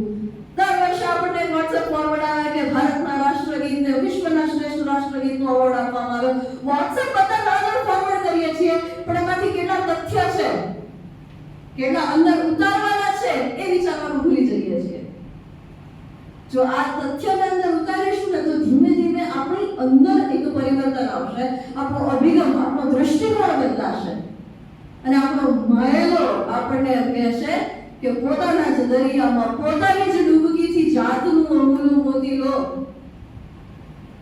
આપણી સંસ્કૃતિના, આપણા દેશના, સ્વદેશના દરિયામાં ઉતરીશું ને તો એક કરતા લાખ મોતી મળશે. વાત માત્ર એટલી છે કે આપણે ડૂબકી મારી અને જોવું પડશે, અંદર ઉતરવું પડશે. આ તો મેં તમને માત્ર ગુજરાતની ટેક્સટાઇલ, ગુજરાતની કાપડ કલાની વાત કરી. આવા તો ભારતના કોણ જાણે કેટલા રાજ્યો, દરેકની કોણ જાણે કેટલી કળાઓ. એ દરેકને જો આપણે પીછાણવા જઈશું, ઓળખવા જઈશું તો આખું ટૂંકું પડશે. કારણ કે દરેક જગ્યાએ આપણી પાસે તાણાને માણાને વણવાની એટલી પદ્ધતિઓ છે, એના ઉપર પાડવાની છાપ અને ભાતની એટલી અલગ અલગ પદ્ધતિઓ છે, એના ઉપર થતા ભરતકામ, જરદોશી કામ, મીનાકારી કામની કોણ જાણે કેટલી પદ્ધતિઓ છે. અને આ તો હજી આપણે માત્ર એક કપડાના એક સેગમેન્ટની વાત કરી છે. આવા તો બીજા કેટલા ક્ષેત્રો હશે, કેટલા ક્ષેત્રો હશે. જગતગુરુ શંકરાચાર્ય એમ કહે કે આ જગતનું સ્વરૂપ એવું છે કે મનસા અપી, મનથી પણ અચિંત્ય રૂપમ. એનું ચિંતન ન કરી શકાય, એને સમજી ન શકાય. હું કહું છું કે જગત તો બહુ પછીની વાત છે. સ્વદેશી વારસો પણ મનસા અપી અચિંત્ય રચના રૂપ જ છે. એની રચના, એના સ્વરૂપની પણ આપણે કલ્પના કરવા માટે સક્ષમ નથી. આપણે જિંદગીના જેટલા વર્ષો વિતાવી દીધા વિદેશી વસ્તુઓની પાછળ, એને સરસ મહાન મોટી સ્ટેટસ સિમ્બલ સમજવામાં, એ વર્ષો તો આપણે ગુમાવી દીધા. પણ જાગ્યા ત્યારથી સવાર પડી ગઈ છે. આવા કાર્યક્રમો થકી બધા આપણને ઢંઢોળી રહ્યા છે કે ઉઠો, જાગો. सिर्फ सूरज निकलने से अंधेरा नहीं मिटता, महज आंखें भी खोलनी पड़ती है रोशनी के लिए. એ આંખો હવે આપણે ખોલવાની છે.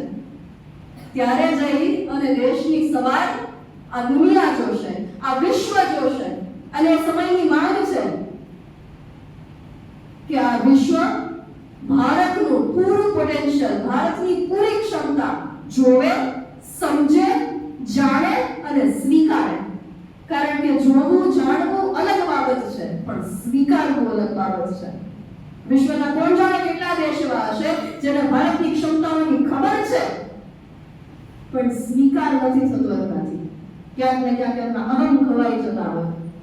હવે આપણી જવાબદારી છે કે આ દેશની ક્ષમતાઓનો સ્વીકાર પણ એ લોકો કરે.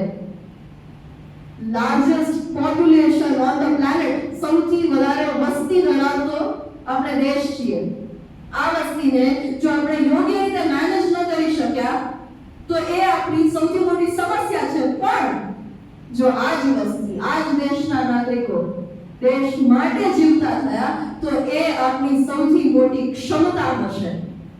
વિશ્વની કોઈ પણ અર્થવ્યવસ્થાએ આ દેશની વસ્તી સામે ઝૂકવું પડશે, નમવું પડશે, અને ત્યારે જઈ અને ભારત વિશ્વગુરુના સ્તરે સિદ્ધ થઈ શકશે. આપણે બધા આવા સ્વપ્નો સેવતા રહીએ. નવરાત્રીનો પાવન અવસર છે ત્યારે માં આપણા સર્વેની અંદર એ ચૈતન્યનું અવતરણ કરાવે કે આપણે આપણી અંદરના તેજને, આપણા દેશના તેજને, આપણી ધરતીની ખમીર ખુમારીને જોઈ, સમજી, જાણી અને માણી શકીએ. અને ત્યારે આ ઉપક્રમે મારે બીજી અને અંતિમ વાત એ લોકો માટે કરવી છે જે દેશની સરહદે રહી, દેશની બહાર રહીને પણ સતત ને સતત દરેક શ્વાસ આ દેશ માટે લે છે. અને જ્યારે શ્વાસ છોડે છે, જ્યારે શ્વાસ ગુમાવે છે, પ્રાણ ત્યાગે છે, ત્યારે પણ આ દેશ માટે ત્યાગે છે. જ્યારે ઉરી અટેક થયો અને એ પછી સર્જિકલ સ્ટ્રાઇક કરવામાં આવી ત્યારે સુરતના એક યુવા કવિ પાર્થ તારાપરાએ એક ખૂબ સુંદર કાવ્ય લખેલું કે જે હવે ઓપરેશન સિંદૂર પછી સાથે આ બધી જ વાત વિચાર આપણા દરેકના પ્રયત્નો આ દેશના એ વીર સપૂતોના ચરણોમાં હું અર્પિત કરીશ અને એ શબ્દો છે કે શહીદો લાલ રક્તથી ભૂમિનો સેંથો પૂરશે, શહીદો લાલ રક્તથી ભૂમિનો સેંથો પૂરશે, એ માતની કુખે ફરી સપૂત એવા ઉઠશે. આ ઢોળ મકા છે, ઢોળ મકાની લાજ જેના હાથમાં છે, ફક્ત એનો હક અહીં ને એ જ ઘોડો કૂદશે. અમે તમે અહીં તહીં બધે બોલશું ઘણું, અમે તમે અહીં તહીં બધે બોલશું ઘણું, સપૂત બોલ્યા વિના ગગન ધરાવ વેચશે. સીમા સુધી પૂછી શકો ન સીમા પાર આવતા, સીમા સુધી પૂછી શકો ન સીમા પાર આવતા. સવાલ જેવા ઉઠશે, જવાબ એવા છૂટશે. વીર ભોગ્યા વસુંધરા વંદે માતરમ.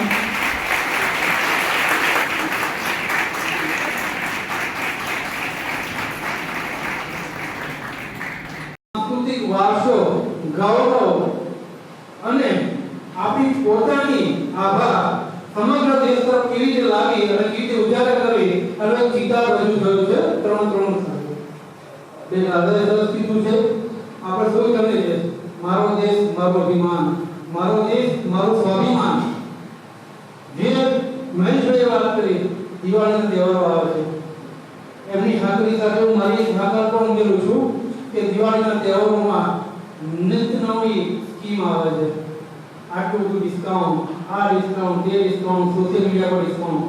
આવી બધી ભ્રમણાઓમાં ના પડતા, આવી ભ્રમણાઓમાં ના ફેલાતા આપણે આપણા માતા પિતાને, આપણા પરિવારજનોને અને આપણે વિદ્યાર્થી તરીકે એક સંકલ્પ લઈએ કે સ્વદેશી વસ્તુઓ છે એની ખરીદી કરીશું, એનાથી જ આપણા ઘરની જ્યોત છે એને ઉજાગર કરીશું અને આપણા ઘરને પ્રજ્વલિત કરીશું, પ્રકાશિત કરીશું. અને દિવાળીનો તહેવાર આત્મનિર્ભરતાથી સ્વદેશી વસ્તુઓ સાથે આપણે નિભાવીએ, ઉજવીએ એ મારી હાજર સાથે હું અહીંયા આજના દિવસે આ કાર્યક્રમમાં ઉપસ્થિત માનનીય કુલપતિશ્રી, માનનીય ધારાસભ્યશ્રી, જે સમગ્ર કાર્યક્રમની અંદર આટલા સરસ વક્તા તરીકે ઉજાગર થયા છે અને એમના પાસે સમયનો અભાવ હોવા છતાં પણ એમને આપણું માન રાખ્યું. એમની થોડી સમયની અનુકૂળતા પણ હતી કે આ દિવસે રાખો, તો માનનીય કુલપતિશ્રીએ સ્વીકાર કર્યો. એમને નવરાત્રિના દિવસોમાં મૌન છે. હું એ વાત પણ અત્યારે માનું છું કે મૌનમાં પણ ખૂબ જ ઊંડી શક્તિ રહેલી છે, જેમ અનુભવી રહ્યા છે. એટલે આ દિવસોમાં હું માનનીય ચેતનાસરનો અને બે દાદાજીનો પણ હૃદયપૂર્વક આભાર માનું છું. આપ સૌનો આભાર માનું છું. જય જય ભારત.